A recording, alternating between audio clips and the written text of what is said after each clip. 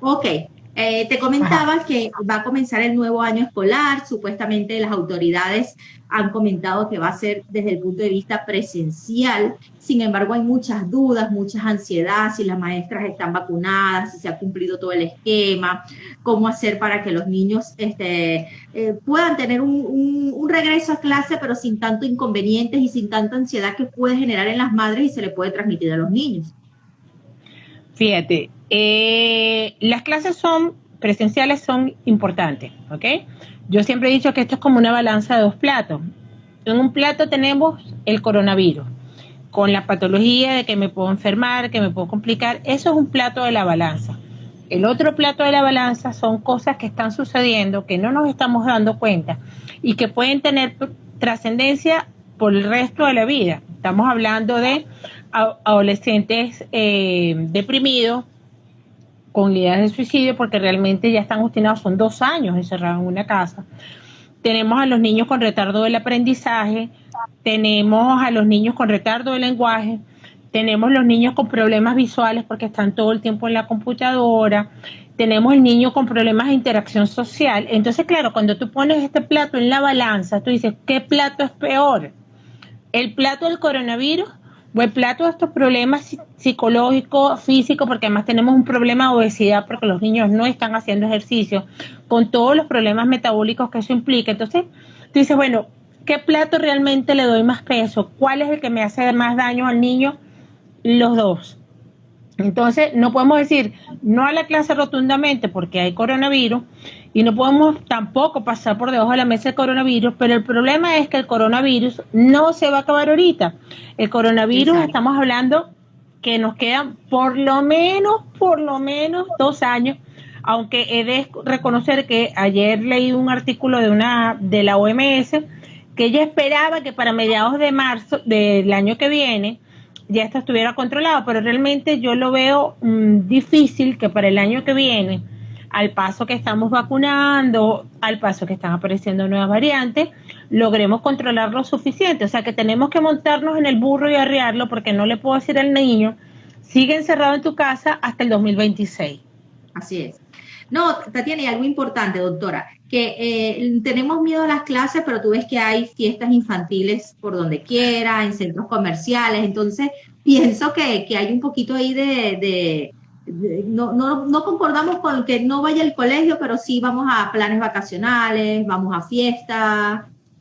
Bueno, eso es lo que yo llamo también la pandemia de doble moral, porque te cuento, entonces, es como que si el coronavirus solo fuera el colegio. Entonces, si vemos cantidad de niños en planes vacacionales sin tapabocas, centros comerciales con los niños, y tú cuando tú hablas con las mamás dices que no puedo tener al niño encerrado. Entonces dices, bueno, está bien para ir a planes vacacionales, pero no está bien para ir al colegio. Entonces, yo creo que hay que ir al colegio exigiendo medidas mínimas, ¿ok? Hay que cumplir una serie de normas, pero no podemos realmente seguir en casa encerrados ante la perspectiva de una posibilidad de coronavirus. Yo creo que hay que dar las herramientas para prevenir el coronavirus en clase. O sea, tenemos cómo prevenirlo, mientras que lo otro de quedarnos en casa, pues cada vez se nos vuelve más complicado. Más complicado. Y lo que tú comentabas, todo eso que comentabas anteriormente que hemos evaluado, la depresión también ha aumentado muchísimo, tanto en los adolescentes, porque muchas veces nos dedicamos a los extremos, los niños, los ancianos y los adultos, pero olvidamos ese lado de los adolescentes que es tan importante. Tatiana, pero en el orden de siguiendo estas cosas, hoy en día la vacunación en Venezuela, ¿cómo ayudar a estos maestros que si no tienen una vacunación, cumplir estas normativas? Vemos un alto índice ahorita de otra vez de pacientes diagnosticados con el virus. ¿Cuáles serían las recomendaciones desde el punto de vista de tú que estás en tu área, desde el punto de vista de infectología, que vemos que hay un repunte nuevamente? Fíjate, vamos a ir de la última a la primera. Repunte. Efectivamente estamos teniendo un repunte y tenemos muchos niños que por planes vacacionales y asistencias a centros comerciales estamos teniendo efectivamente aumento de casos. Una de las cosas comunes en los niños que estamos teniendo, 2 de cada 3 niños que están presentando coronavirus tienen el antecedente o de haber ido a un centro comercial o de haber estado en un plan vacacional. O sea que por ahí pareciera ser nuestra fuente, porque no se están tomando las medidas de protección en las actividades de esparcimiento de los niños. O sea, asumimos que como es para entretenerse no hay que cuidarlo y tenemos que mantener el cuidado en todos lados. Esa es la primera parte de la pregunta. La segunda parte de la pregunta, que en realidad fue la primera, es ¿qué tenemos que exigir a los maestros? Definitivamente la vacunación para el reingreso en las clases es una condición no negociable. O sea, nosotros para que los niños retornen al aula tienen que estar vacunados. No solo los maestros, tienen que estar vacunados desde el portero que recibe al niño en el colegio hasta el director, pasando por todo el personal. Yo creo que es una de las exigencias que tenemos que hacer como padres para que los niños puedan regresar al colegio de forma más segura. Un ejemplo que yo siempre, porque es que en este momento estamos hablando a 16 de septiembre, no existe una vacuna en Venezuela aprobada para menores de 18 años. Entonces, porque tenemos la china, tenemos la rusa, ninguna de ellas tiene aprobación por OMS. Si hay estudios con respecto a la Sinovac, que es una vacuna china, que es la que nos llegó con el mecanismo COVAX, pero hay estudios fase 1 y fase 2, y aunque en Chile decidieron aprobar la colocación de esta vacuna en niños, vamos a estar claros que ellos en este momento están haciendo un estudio con 4.500 niños para evaluar seguridad y dosificación. Una vez que estén publicados estos estudios y que podamos acceder a los estudios, podemos decir, mira, sí, se le va a poner vacuna o no, no se le van a poner vacuna. Adicionalmente, Chile tiene una característica adicional, que es que Chile tiene el 80% de su población vacunada. Si yo tengo una alta población vacunada, yo puedo comenzar a vacunar a los niños diciendo, bueno, vamos a ver qué pasa. Pero yo no puedo comenzar a ver qué pasa con los niños cuando en Venezuela lamentablemente todavía no llegamos al 20% de la población con 2 dosis de vacuna. Tenemos 20 y tanto por ciento con una dosis de vacuna, pero con 2 dosis no llegamos al 20%. Entonces, yo no puedo decir que voy a controlar los casos en los niños si yo no he vacunado a los maestros, si yo no he vacunado al director, si yo no he vacunado todas estas cosas. Entonces, lo primero es que yo tengo que vacunar a la población blanco antes de vacunar a los niños. Y población blanco en este momento para el colegio es todo el personal sanitario. Y no solo en el colegio, hablemos también de los adolescentes. En las universidades también tenemos que tener a todo el personal de las universidades vacunadas para que los estudiantes universitarios puedan regresar a las aulas. Excelente. Con respecto a estas variantes que vemos, variante Delta, variante Mu, ¿cómo hacen esa clasificación y cuál es más susceptible hoy en día para los niños? Fíjate, actualmente tenemos, ¿qué son las variantes? Las variantes son, o sea, el virus es una cantidad de eléctricas, una cantidad de genes que están, y cuando yo replico el virus, si yo me equivoco y meto en vez de una A, una B, ya eso le da unas características diferentes al virus. Entonces, dependiendo de cuántos cambios, porque la replicación del virus, como es una replicación relativamente rápida, es susceptible de errores. Entonces, dependiendo de dónde sucede el error y la cantidad de errores que suceden, pues este virus puede ser más contagioso, menos contagioso, más letal o menos letal. Entonces, en base a, se han hecho como los virus que han tenido mutaciones que permiten que se repliquen más fácil, son los virus que han comenzado a predominar. Entonces, con respecto al virus original, han sucedido, ya hubo una primera variante, que es la variante A, que es la que se llegó a todo el mundo, y de esta variante A inicialmente pues surgieron todas las variantes diferentes que ven. Entonces, estas variantes inicialmente se clasifican desde el sitio donde se escribieron por primera vez, pero como ya están distribuidas por todos lados, este nombre por ciudad de aparición no tenía sentido y se le puso nombres griegos, variante alfa, beta, gamma, lambda y mu. Hay variantes de interés y variantes de preocupación. ¿Qué es una variante de interés? Una variante de interés es aquella que tiene algún cambio, pero este cambio no sé si me lo hace más transmisible o menos transmisible o menos letal, que esas son variantes de interés, variantes que vamos a vigilarlas, pero para ver cómo se comportan. Luego tenemos las variantes de preocupación, que ya sabemos que son más transmisibles, ¿ok? Por ejemplo, la delta es mucho más transmisible que las otras. Estamos hablando que una persona infectada con variante alfa, puede contagiar a unas 2 o 3 personas, mientras que la que se contagia con variante delta, una persona te puede contagiar hasta 8 personas diferentes, 5 o 8 personas. Por lo tanto, es más transmisible, no así más grave. Cuando hay cambios en la conformación del virus, una de las cosas que puede hacerse más transmisible, otra cosa es que puede ser más o menos letal, y otra cosa es la respuesta a la vacuna, porque bueno, si está cambiando, responderá igual o no, capacidad que tiene para eludir la respuesta vacunal.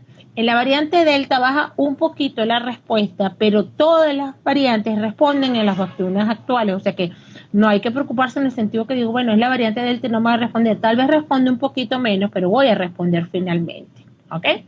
Eso con tenemos, según los investigadores del IBIC, las 5 variantes, alfa, beta, gamma, mu y delta, están circulando actualmente en Venezuela. La que tenemos más difundida es la variante gamma, que fue la que se describió por primera vez en Brasil, y de Brasil vino a Venezuela. Y eso está dominando todo lo que son los estados orientales de Venezuela, ¿ok? Luego tenemos la variante mu, que se describió originalmente en Colombia, y esta variante se está viendo que está en los estados limítrofes con Colombia, le hace Zulia, Táchira, Mérida, también está en Falcón en forma importante. Y en Distrito Capital, Estado Miranda y Vargas es donde se han aislado hasta ahora los casos Delta. El Delta, como te dije, es más transmisor, y como se transmite más, cuando vemos las cifras de los casos a nivel nacional, Distrito Capital y Miranda son los que tienen el mayor número de casos, que casualmente son la variante Delta, y es lo que tenemos que tener vigilante. En cuanto a la afectación de los niños, esta variante Delta en particular afecta mayormente con más porcentaje a los niños, o sea, la capacidad de afectar a los niños de esta variante y que los niños se nos compliquen más y por ende los estamos diagnosticando más, se ve más con la variante Delta que con lo otro. Y eso es un fenómeno que vieron en Estados Unidos, donde Estados Unidos tiene ahorita un repunte importante de hospitalización en niños, porque la variante que está predominando ahorita en los Estados Unidos es la variante Delta. Eso es importante porque ya el mito de que los niños no se infectan o de que no sufren, ya con esto queda claro de que sí pueden contagiarse y que es importante mantener las medidas. Porque yo pienso, Tatiana, que también como adultos tenemos que ha sido tan difícil cumplir esas 3 normativas de usar la mascarilla, de la distancia social y del no roce, ¿no? Ha sido tan complicado para los adultos, imagínate tú para el mundo infantil, como digo yo. Por aquí Rosalba dice, excelente la información. Fíjate, pero parece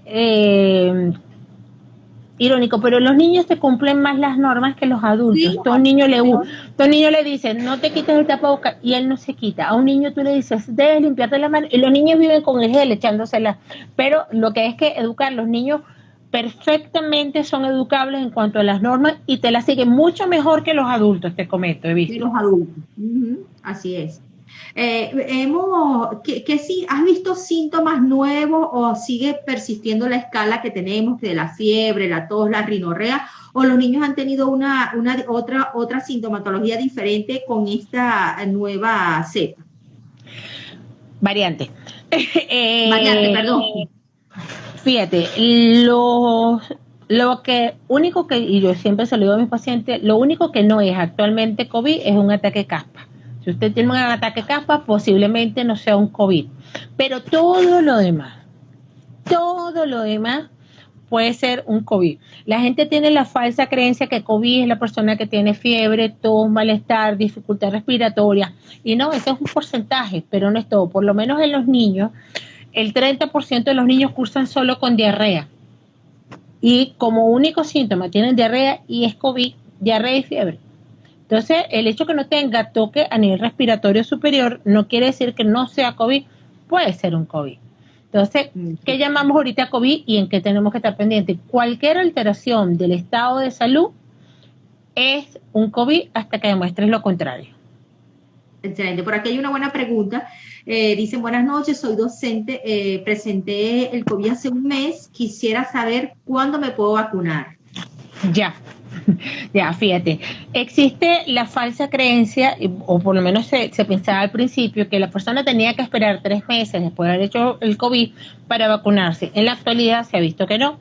En lo que usted esté asintomático, es decir, que ya no tenga nada de síntomas, que más o menos 15 días después de iniciado el COVID, entonces si yo me enfermo de COVID, generalmente va a tener 15 días de síntomas. Una vez que yo no tenga nada de síntomas, yo me puedo vacunar con, entonces la profesora perfectamente se puede vacunar en este mismo instante. Y es importante que se vacune. El tema original, sí, así es importante que se vacune por su salud y por las otras personas. Debemos ser solidarios en eso. Sin embargo, lo que son esa rama de antivacuna ha sido fuerte y de hecho ya la Organización Mundial de la Salud dice que ellos de verdad están en contra del fomentar la salud. Entonces, es una pseudociencia y fíjate que uno de los que hablaba de las no vacunas murió hace poco de COVID. Fíjate, ¿por qué ese ataque tan férreo de los antivacunas? O sea, los antivacunas no son nuevos ahorita, los vacunas han existido desde los años 1800 que se escribió la primera vacuna, cuando apareció la viruela, comenzaron ahí mismo los antivacunas, o sea, este no es un fenómeno con COVID. Pero ¿qué pasa? ¿Por qué tan férreo el ataque en este momento contra la vacuna del COVID? Porque esta es la primera enfermedad para la cual no existía vacuna. Entonces, el que se marque una diferencia, un antes o un después, desde el inicio de la vacunación, tumba todos los argumentos de la antivacuna, porque está demostrado como una enfermedad sin vacunas tenemos una alta cantidad de mortalidad, una alta cantidad de casos, y después que aparece la vacuna, tienes casos pero no hay mortalidad. Entonces, ¿qué demuestra esto? Que las vacunas sirven. Y este argumento, o sea, que se demuestre ese argumento es algo que los antivacunas no pueden tolerar, y por ende el ataque férreo, porque tengo que tratar de convencer por todos los medios a la población general que tengo la razón. ¿Ok? Entonces el ataque es férreo y cada vez se va a poner peor. ¿Ok? Porque además cuando comencemos a vacunar a los niños, comenzarán también que les estamos poniendo los chips, que les estamos poniendo no sé qué, que los estamos llenando de grafeno, porque además que induce el autismo. Una de las cosas es yo ataco y una de conseguir respuestas con miedo. Entonces, si yo aterrorizo a las mamás sobre las maldades que va a ocasionar la vacuna en ellos, entonces, y si tú ves, todos los mensajes antivacunas están cargados de contenido que lo que busca es crearte miedo, ¿ok? No te induce a analizar, sino que lo que te induce es crearte miedo para que desde el miedo tú rechaces la vacuna. ¿Ok? Así es. Entonces hay que tener cuenta, y no es la primera, o sea, el trivalente viral, sarampión, a nivel de la parte neurológica. Sí, y también y los asocian con autismo, con trastorno del espectro del autismo, con TDAH, induciendo un miedo a los padres que por terror, sobre todo a los padres que tienen una primera experiencia con un hijo, caen en ese error. Por aquí te comentan, muy buena la información, estoy de acuerdo con el regreso a clase, claro, con la máxima precaución, con lo que habíamos comentado. Fíjate. Sí. Ajá. Bueno, pregunta porque hay que puntualizar condiciones para el regreso a clase, hay que tenerlos bien puntuales. 1, vacuna. Si los profesores no están vacunados en el colegio, si el personal no está vacunado, no se puede empezar en el colegio. O sea, esto es una condición no negociable. O sea, la vacunación en los adultos es importante, ¿ok? Y más si tenemos profesores mayores de 60 años, más negociable. De hecho, en un principio se decía que las personas mayores de 60 años no deberían incorporarse a dar clases, pero si tienes tu vacuna no habría problema, ¿ok? Entonces yo creo que esa es la primera condición no negociable. Segunda condición no negociable para el regreso a clase, el uso de la mascarilla. O sea, no es negociable bajo ningún concepto el uso de mascarilla en clase. Los únicos que, a partir de los 6 años, de 2 a 6 años, depende del grado de madurez del niño y de la tolerancia que pueda tener. Porque si un niño de 2 años que está en preescolar le causa demasiado estrés el uso de la mascarilla, hay que buscar otros medios de aislamiento, ¿ok? Pero a partir de los 6 años el uso de mascarilla no es negociable. 3, que haya agua en los colegios, tampoco es negociable. ¿Por qué? Porque yo tengo que hacer que el niño se lave las manos, ¿ok? Y el gel, si bien lo puedo usar, pero el gel después de un cuarto uso ya no ejerce el mismo efecto. Por lo tanto, yo puedo tenerlos un rato en el salón con gel, pero en algún momento tienen que lavarse la mano. cuando vayan al baño tengo que poder bajar el agua, yo no puedo dejar el baño sucio, ¿ok? Entonces tengo que exigir que haya agua. Y la cuarta condición no negociable es el número de alumnos por salón. ¿Cuántos alumnos? Me preguntaron el otro día. Depende del tamaño del salón. Yo tengo que poder garantizar que entre los niños haya 2 metros de separación entre el de adelante y el de atrás, el de un lado y el otro. Entonces, ¿cuántos niños va usted a citar por jornada de clase? Depende de cuántos niños pueden caber en el aula. Esas son las 4 condiciones no negociables para el retorno a clase. Con una de ellas que falle no se puede. Y que son excelentes, tenerlas en cuenta, Tatiana, porque lo que tú dices, no negociable, es decir, tenemos que ir con eso claro. Estoy viendo con preocupación, Tatiana, que muchas veces estamos sustituyendo el lavado de las manos o hasta el baño con alcohol. Es decir, llego, me rocío alcohol y ya siento que estoy completamente libre. ¿Qué comentario me tienes sobre eso? Fíjate, el alcohol es una limpieza momentánea, pero no es una limpieza profunda. Yo me puedo limpiar con gel si estoy en la calle momentáneamente, pero si yo quiero limpiar adecuadamente, tiene que ser un lavado de mano. Y el gel, después de la cuarta echada, o sea, si yo me echo gel, sobre gel, sobre gel, sobre gel, ya a la cuarta echada no estás haciendo absolutamente nada, es como si no te echaras nada. Y al rociarme la ropa con alcohol no hago nada tampoco. O sea, lo importante es lavar las manos, lo que voy a estar en contacto. Exactamente. Tatiana, hemos hablado, y de hecho el live original era hablar del hongo negro, pero no podemos hablar de la mucormicosis sin antes haber hecho este resumen tan excelente y con excelente información de primera.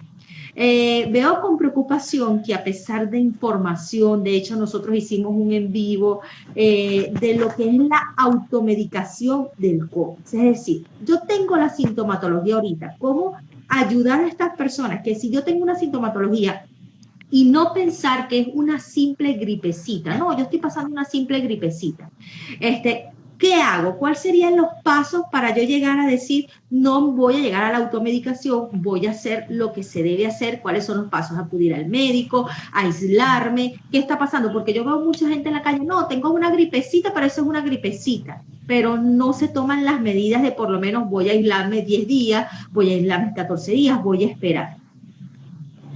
Fíjate, actualmente cualquier gripecita es COVID hasta que demuestren lo contrario. Entonces, si yo me siento mal, lo primero que tengo que hacer es autoaislarme. ¿En qué me autoaislarme? Me encierro en mi cuarto y me separo del resto del grupo familiar mientras veo cómo evoluciona. Pero yo no voy a aislarme después que tengo 3 días danzando por ahí, contagiando a todo el mundo. O sea, tan pronto usted se siente mal, debe encerrarse en su cuarto, separándose de su pareja. Si yo estoy casada, pues se separa, cada quien duerme un lado distinto, me separo de los niños, me separo de mis papás, porque tengo que proteger mientras veo cómo evoluciona.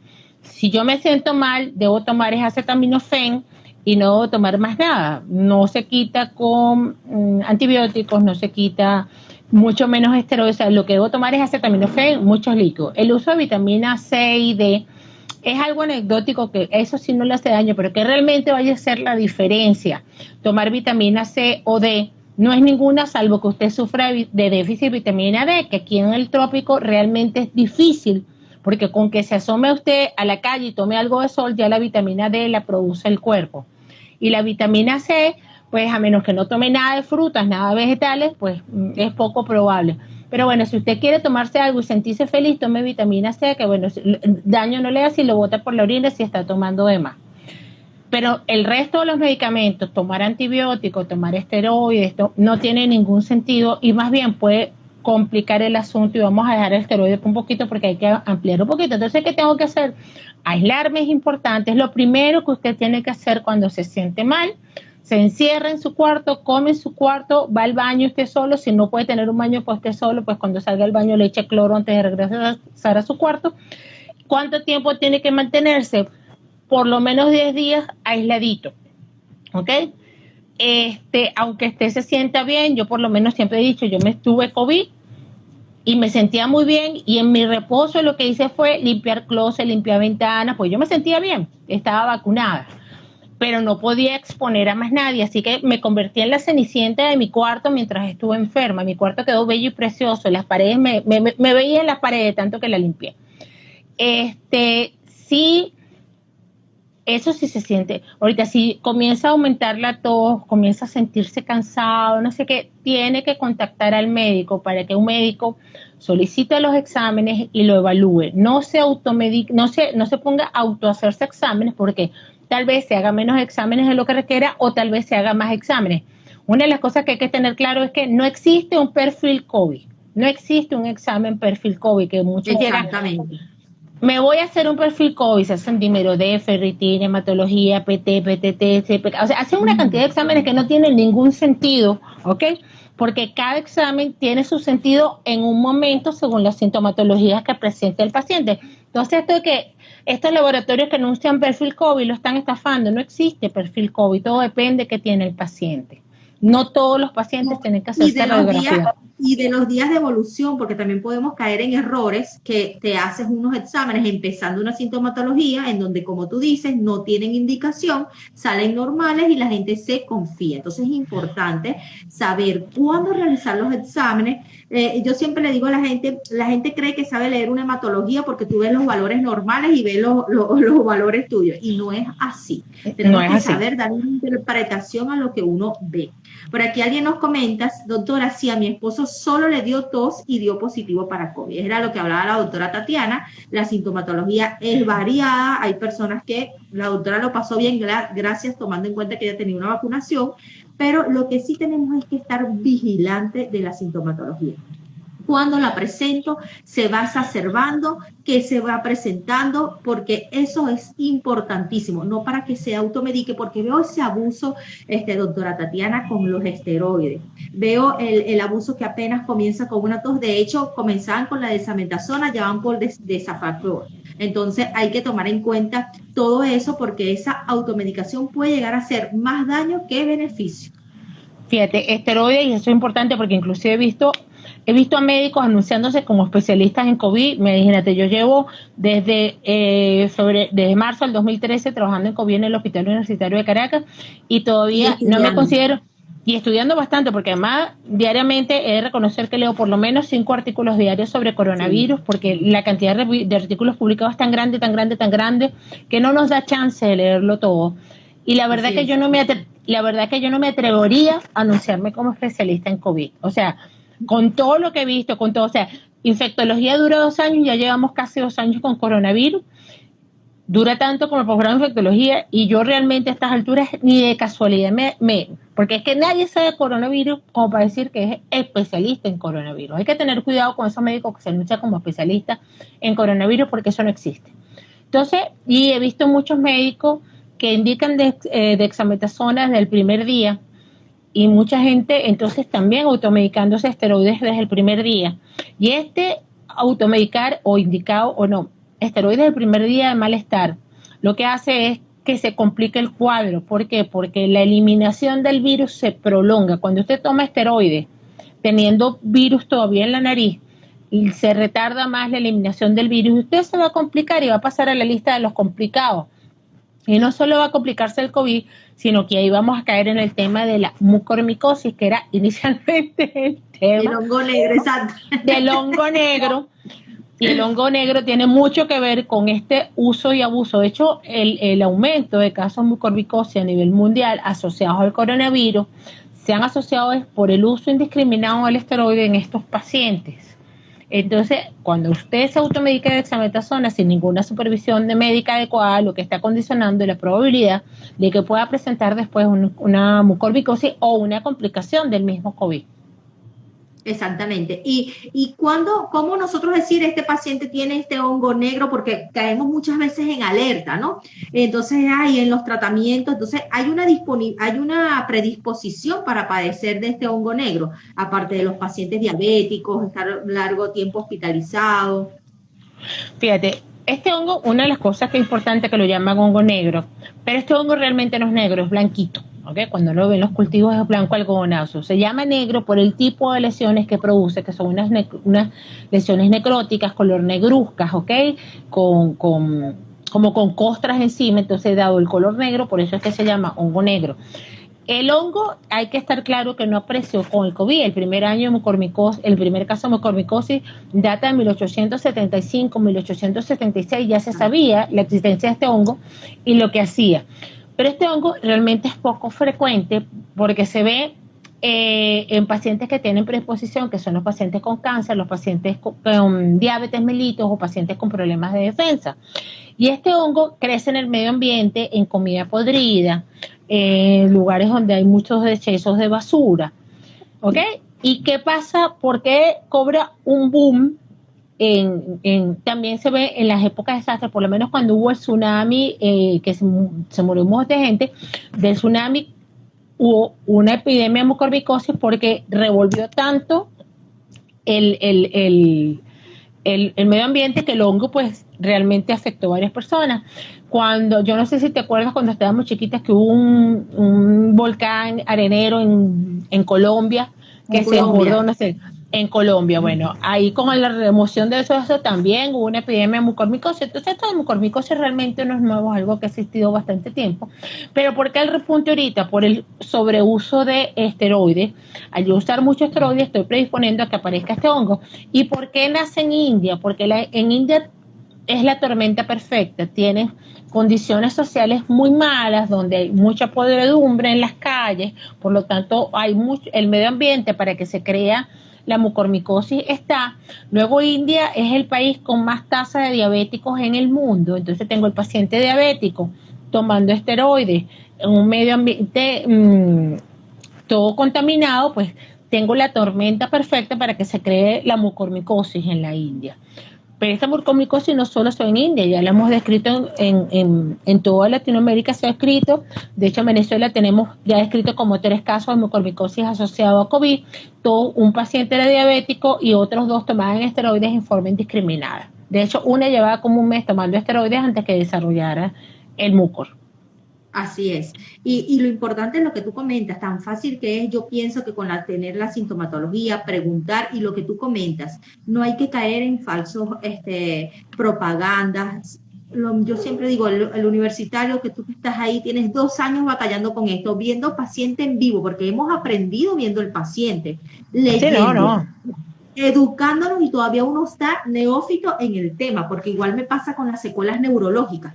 Cuando comenzamos a estudiar las secuelas neurológicas iban por los adultos, ya hay secuelas registradas a nivel de la parte infantil y todavía uno siente que no sabe nada todavía de lo que son las secuelas neurológicas a largo plazo, porque todo lo estamos viendo a corto plazo, todavía hay que seguir esperando y esto es algo muy nuevo como para nosotros decir, somos especialistas en esta área. Bueno, como cuando apareció Zika no sabíamos nada, todavía seguimos sin saber mucho, pero el darnos cuenta de las secuelas neurológicas de Zika ha sido en base a seguir una corte de pacientes con Zika a lo largo desde 2015 para acá, que estamos viendo el seguimiento de los pacientes, estamos viendo.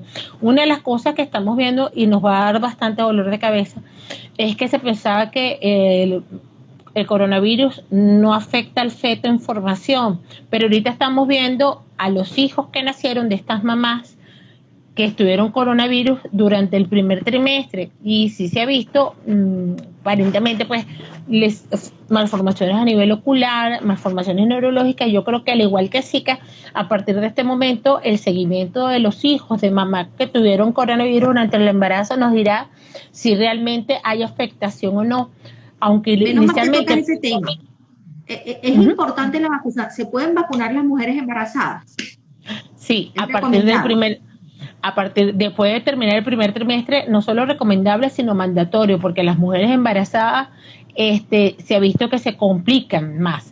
De hecho, si ven la prensa de ayer, una mami de 22 años, sin ninguna patología previa, embarazada en Apure, fallece de coronavirus, tenía 20 y tantas semanas de embarazo y se complica.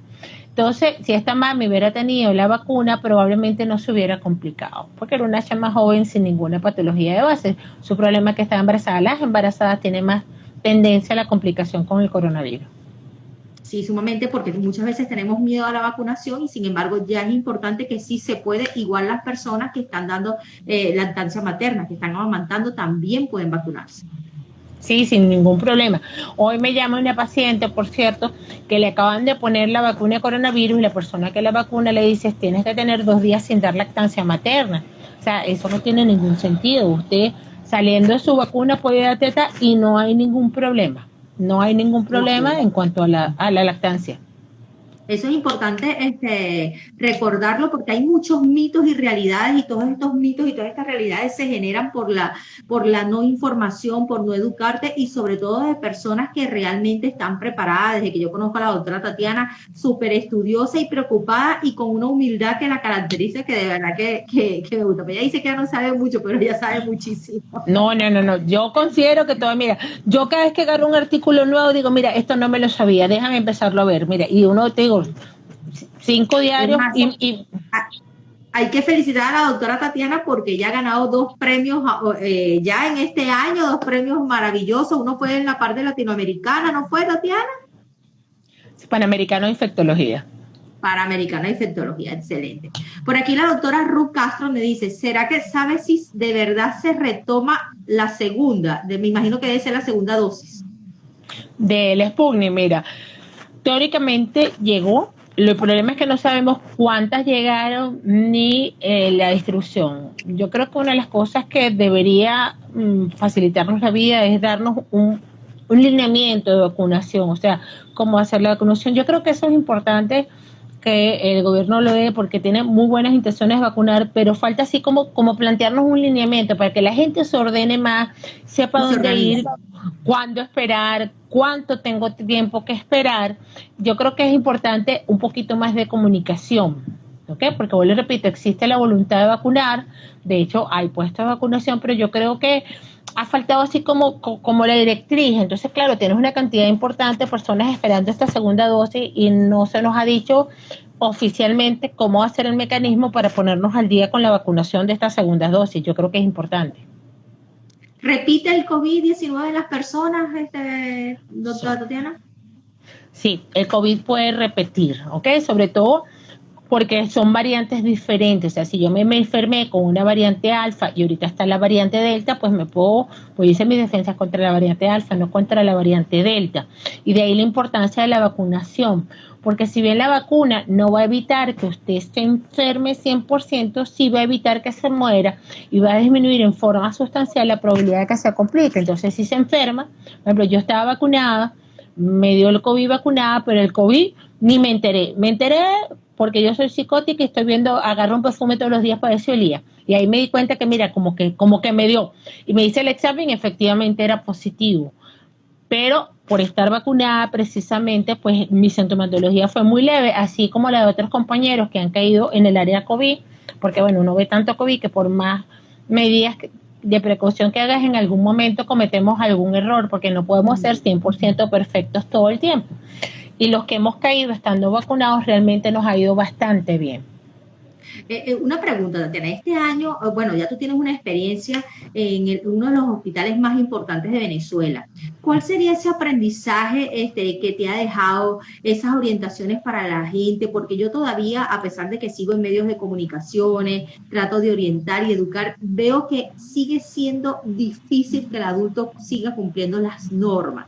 Sigue siendo difícil que las personas entiendan que no deben automedicarse, que las redes sociales, las cadenas del WhatsApp no son información, que nos llevamos por revistas científicas. Para eso nosotros leemos mucho en la noche y perdemos, no es perder tiempo, dedicamos ese tiempo para aprender. ¿Cómo ha sido ese aprendizaje tuyo en lo personal también? Porque es importante que la gente vea, porque la gente cree que como médico nosotros solamente vemos el COVID ya. No, vemos sufrimiento de los familiares, los gastos, gente que fallece, y uno también se había afectado, pero tú has estado en uno de los hospitales para mí más importantes de Venezuela en este tema. Fíjate, una de las cosas que hemos aprendido es el autocuido. Yo creo que aquí lo fundamental es el autocuido. Una de las cosas que la gente no solía lavarse las manos. Los médicos, algo que hacíamos y lo hacíamos muy mal, era ver los pacientes sin tapaboca. Y eso nos exponía.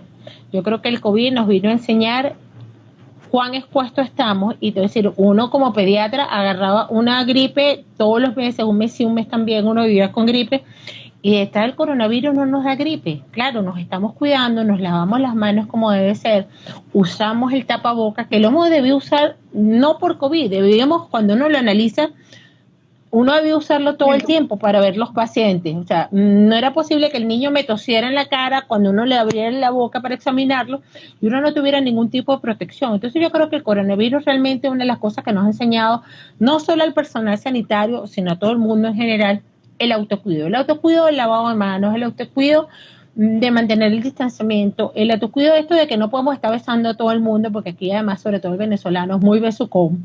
Entonces no podemos estar besando a todo el mundo y tenemos que usar nuestro tapabocas. Yo creo que esta pandemia vino a enseñarnos también humildad, a saber que uno no se lo sabe todo, que por más que leamos, siempre hay cosas que se nos escapan y que estamos, el más mínimo detalle nos enseña. Yo creo que esto nos ha enseñado muchísimo, ¿ok?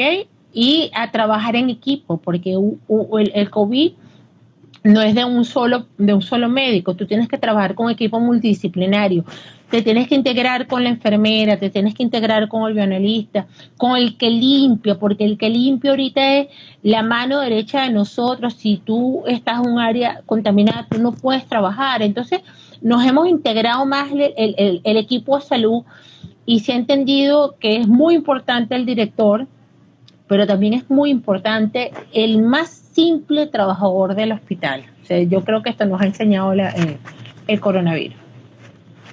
Así es. Por aquí ya lo respondiste, pero hay una pregunta que dice, vacuna para los niños y adolescentes, ¿es viable, es seguro? Ya lo habías comentado, pero lo podemos comentar de nuevo. Fíjate, vamos a lo que está aprobado. Lo que está aprobado, que tiene estudios de seguridad, de eficacia, que sabemos bien las dosis, son las vacunas Pfizer y Moderna a partir de los 12 años de edad. La vacuna Sinovac del laboratorio Coronavac, que es la China, que por cierto llegó a Venezuela a través del mecanismo COVAX, es una vacuna que tiene estudios fase 1 y fase 2 hechos en China, donde se incluyeron entre las dos fases 550 niños. ¿Qué es lo que hace fase 1 y fase 2? Fase 1 y fase 2 mide seguridad, pero seguridad de grandes eventos, y trata de ver la parte de la dosis. Una de las cosas que se vio en este estudio es que aparentemente la dosis de niños va a ser la misma de adultos, pero no nos permite describir los efectos en pequeñas cantidades, es decir, que tengo que tener mucha población para que se vea, y eso es lo que se ve en estudios fase 3. Los estudios fase 3 no tienen publicaciones, no hay estudios publicados fase 3, están en el momento realizándose. Aparentemente son vacunas que serán seguras, pero aparentemente no nos sirve, aparentemente hay que tener la seguridad, y para nosotros poder recomendar estas vacunas con seguridad tenemos que tener estos estudios publicados en una revista serias, auditadas por pares. No me sirve un anuncio de prensa del Universal o el Nacional o Últimas Noticias. Esos no son anuncios que uno pueda decir, oye, lo voy a usar o no. Entonces, hasta tanto no estén los estudios terminados y publicados, yo no puedo recomendar formalmente esa vacuna.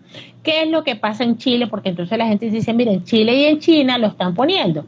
Es que Chile y China están haciendo estudios fase 3 en este momento.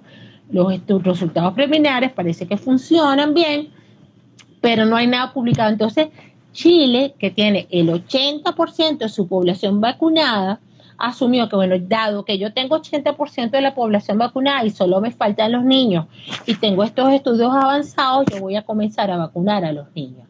Pero ¿qué pasa en Venezuela? En Venezuela no tenemos el 20% de la población vacunada, estamos muy lejos del 80%. Por lo tanto, yo no puedo comenzar a vacunar a los niños, ¿ok? Si yo no he vacunado a la población, porque ¿qué pasa? Van a seguir estando exponiendo por el adulto que los va a contagiar, y que tal vez la vacuna no pase a ser lo eficiente que queremos que sea, porque la cantidad de gente a los cuales los estamos exponiendo es mucho mayor. Entonces, para poder tan siquiera pensar en vacunar a los niños, yo tengo que aumentar la vacunación a nivel de los adultos y, por supuesto, parar los estudios. Entonces, en el momento que yo pueda leer un estudio que hasta hoy, 16 hoy, de septiembre, no los he visto publicados, yo no he visto ningún estudio publicado, honestamente, fase 3, por lo tanto, yo como médico responsable no puedo decirle al paciente póngaselo porque yo tengo que primero convencerme yo y yo me voy a convencer a través de la lectura de los estudios. Entonces yo no le puedo decir a un paciente vacune a un niño de 3 años si yo no encuentro un estudio que me permita decirle a la mamá de frente y con confianza vacune a su niño que no va a pasar absolutamente nada. En realidad no creo que pase nada malo porque son vacunas que son a virus muertos, o sea, realmente no son de los que suelen complicar, pero lo que yo no le puedo decir es que va a ser defensa, o sea, no sé qué tanta cantidad de defensas pueden hacer los niños. Y eso, fíjate que cuando uno compara estas vacunas con otras vacunas, por ejemplo, si yo veo la vacuna de hepatitis A y B, el niño recibe la mitad de la dosis que el adulto. Pero si yo me voy a la vacuna toferina de difteria, el niño tiene que recibir el doble de la dosis del adulto. Y si yo me voy a la vacuna de fiebre amarilla y sarampión, por ejemplo, el niño recibe la misma dosis del adulto. Entonces, ¿dónde va a estar ubicado el coronavirus? ¿Es de las que tenemos que poner el doble de la dosis? ¿Es de las que tenemos que poner la mitad de la dosis? ¿Es la que tenemos que poner la misma dosis? Entonces, hasta que yo no vea estudios que aclaren eso, yo no le puedo decir a la mamá qué dosis le voy a poner. Le pongo una, le pongo dos, la mitad, el doble, simple. No lo sabemos. Entonces, lo primero es que, entonces no es que tengamos nada en contra de la vacuna, los estudios preliminares parecen que parece que la dosis va a ser la misma y parece no tener mayores efectos la CoronaVac.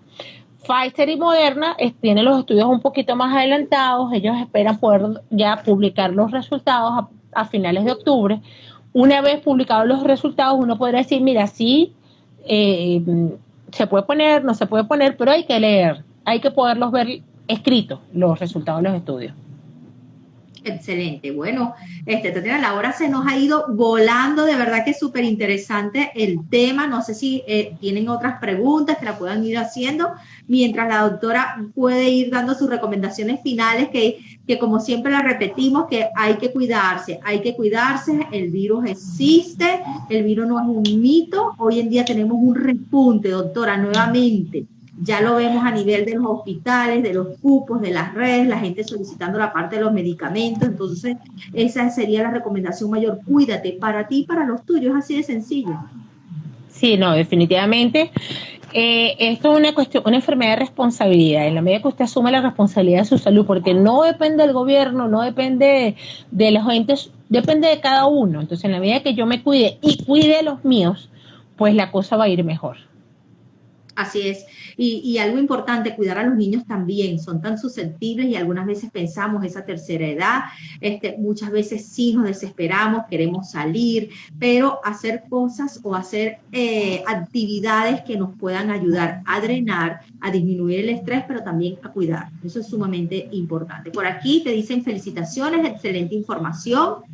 Bueno, sí, como siempre, la doctora Tatiana, les recuerdo, la doctora Tatiana es infectólogo, pediatra, trabaja en el hospital universitario y tiene mucha experiencia con esto de lo que es este virus que nos ha enseñado tanto, porque yo siento que hemos aprendido tanto, y algo que tú comentabas, Tatiana, cuando estabas hablando del uso de tapabocas, es que hasta uno mismo con la tuberculosis, nosotros tenemos un foco de tuberculosis y muchas veces era lo que tú decías, yo decía, Dios mío, ¿cómo nosotros no usábamos tapabocas para ver al paciente? Y no sí, por no. discriminación ni nada, sino que es una cuestión también de protección y uno también proteger a ese paciente porque uno, por supuesto, tiene mucho contacto. Por aquí te dicen, es recomendable que los niños pasen en una guardería un horario completo de 7 de la mañana hasta las 4 de la tarde. Depende de las condiciones de la guardería, depende de la inmunización que tienen las maestras, depende si tienen agua o no, depende de cuántos niños hay en la guardería, depende del tipo de actividades, si tienen un área de esparcimiento al aire libre que no estén todo el tiempo encerrados, que son condiciones que debemos hablar a la hora. O sea, actualmente no hay blancos y negros en esto del COVID. Yo no puedo decir sí a todo o no a todo. La respuesta lamentablemente depende, porque depende de la situación de cada niño, depende de la situación de los colegios. No es lo mismo un colegio sin agua que un colegio con agua, no es lo mismo un colegio donde la maestra vacunada y los maestros estén vacunados. Exacto. Entonces, aquí no hay absolutismo, depende de las condiciones del colegio. Obviamente, estar de 7 a 4, el problema es que usted va a ir muchas cosas que no va a poder supervisar como padre y se nos pueden escapar varias cosas. Entonces, Por eso depende, porque además usted tiene que trabajar, o sea, hay cosas que van a tener que hacerse porque no queda de otra, ¿ok? De 7 a 4, pues obviamente suena mucho, pero si yo soy una persona que tiene un horario laboral, por ejemplo, me tocó guardia 24 horas y no me lo pueden cuidar las 24 horas, ¿qué hago? O sea, ya hay que tratar de buscar condiciones. Exacto, exacto. Y lo que tú comentabas, siempre pedir si el personal está vacunado, el agua, y que no solamente el personal que esté en directo con tu hijo, sino todo el personal Todo. de esa institución o lo que sea. Y algo importante, Tatiana, que evitar creer es un virus que tengo, es una gripecita. A mí, yo lo veo a diario que padres te dicen, no, es una gripecita. Pero es que esa gripecita puede complicarse más. Pienso que en eso siempre tenemos que hacer énfasis. Cualquier virus ahorita que uno crea que sea una gripe, hay que pensar primero en el COVID y después posteriormente ir descartando, porque como todo, todas las enfermedades siempre se descartan y de eso se trata. Exacto. Y hay que saber qué examen se va a hacer para descartar COVID, porque cada examen tiene su momento. Hay los exámenes de sangre, hay el hisopado nasal, después del séptimo día el hisopado no sirve para nada, antes del séptimo día el examen de sangre no sirve para nada. Entonces, siempre buscar la asesoría de algún personal médico que me diga qué examen es el que me voy a hacer. Así es. Y algo importante, preguntar las dudas. Yo todavía te pregunto, y yo soy médico y leo, y cuando yo tengo una duda, yo le pregunto a Tatiana, Tatiana, tengo esto, ¿qué hago? No me importa que me diga, ay, no sabe. No, eso tenemos que también, Tatiana, porque siento que hay mucho miedo en la población. Hemos salido de la comunidad al consultorio, hacemos en vivo, y todavía la gente tiene ese miedo de preguntar. No, porque uno puede tener lagunas, es normal que se nos olviden cosas, es normal que nos hagamos dudar, y ¿por qué no preguntarle a las personas capacitadas? Yo sí, cuando mis familiares han tenido el virus, yo te pregunto, Tatiana, ¿cómo voy? Y yo pregunto también, créeme que yo pregunto también, porque yo estoy segura que no me lo sé todo. No, nosotros en infectología, gracias a Dios tenemos un chat en WhatsApp de los infectólogos de Venezuela, por lo tanto tratamos de mantenernos al día entre todos y tratamos de hacer los reportes de lo que está sucediendo en nuestras distintas zonas para saber cómo está la situación a nivel nacional. Entonces, más o menos hemos tenido cierta vigilancia gracias a esta unión que tenemos a través del grupo WhatsApp. Somos tanto que creamos un grupo WhatsApp todos los infectólogos de Venezuela. Somos tanto, pero ahí estamos. Por eso hay que valorarlo. Hay que valorar bastante. Bueno, doctora, muchísimas gracias. Sé que estabas laborando, llegaste corriendo para ofrecernos esta información, porque como siempre es oportuna y clara. Estoy recién bañada. Mira, yo te tengo una pregunta. Cuando uno se casa con uno mismo, ¿cómo se separa en el cuarto? Mira, no lo sé cómo hacer el divorcio de uno mismo, pero lo leí el otro día, en estos días lo leí, una modelo que se casó consigo misma y yo me voy a casar conmigo misma. No sé después cómo será la repartición de bienes. Yo soy la madrina. Sí, va. Y algo importante, Tatiana, que lo veo yo desde el punto de vista neurológico, mantener el estado de ánimo es importante, dieta saludable. Sí. Eso es importante, la mente, porque la mente, aunque uno no lo crea, muchas veces entonces pasamos de prevenir a caer en un estrés o un constante o que cualquier gripecita, no, por eso es que es importante preguntar para evitar caer en errores diagnósticos, ya sean falsos positivos o falsos negativos. No, yo creo que es importante tener la asesoría con un médico de confianza con que uno lo pueda llamar y decir, mira, me está pasando esto, ¿qué hago? Porque da bastante seguridad a la hora de actuar, y yo creo que la parte del estrés hay que bajarlo un poquito, hay que tomarnos las cosas, hacer deporte es importante porque el estrés lo que hace es deprimir el sistema inmunológico y eso lo hace más susceptible a complicaciones de coronavirus. Se ha visto que las personas que hacen deporte tienen menos complicación, no hace falta ser un deportista de alto rendimiento como Cristiano Ronaldo, no, ser una cachilapa que corre de vez en cuando, pues funciona. Así es. Bueno, doctora, de verdad que muchísimas gracias. Hay algo importante, los factores de riesgo, recordarlo.